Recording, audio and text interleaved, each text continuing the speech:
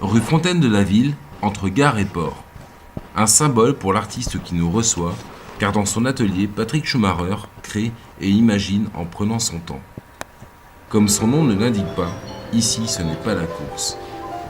Au contraire, ses œuvres inspirent l'allégresse et la volupté, tels son rhinozébros léger, voire aérien, ou encore ses bouddhas hilars et replets, dont les oreilles nous rappellent un autre personnage celui célèbre. de Durer, etc., de Dali, j'ai voulu créer le mien, en même temps le rendre contemporain, d'où les zébrures, voilà.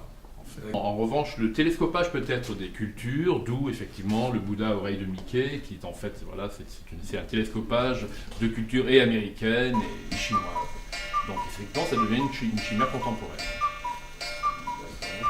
En fait, si aujourd'hui je présente le rhinocéros, c'est parce que c'est d'abord un référent en sculpture, le rhinocéros lui-même, et il a été fait depuis celui de Dürer en 1500 et quelques, ensuite en passant juste effectivement celui de Dali et celui-ci, et il consistait tout de même pour moi à le rendre, contemporain. Et pour le rendre contemporain, j'ai fait ce qu'on appelle effectivement ces zébrures, et je l'ai appelé du coup le rhinocéros.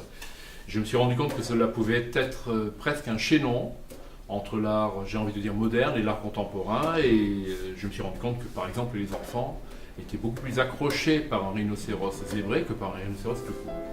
Les chimères de Schumacher se jouent de nous comme du temps qui passe dans l'antre de l'artiste et bientôt voyageront de par le vaste monde.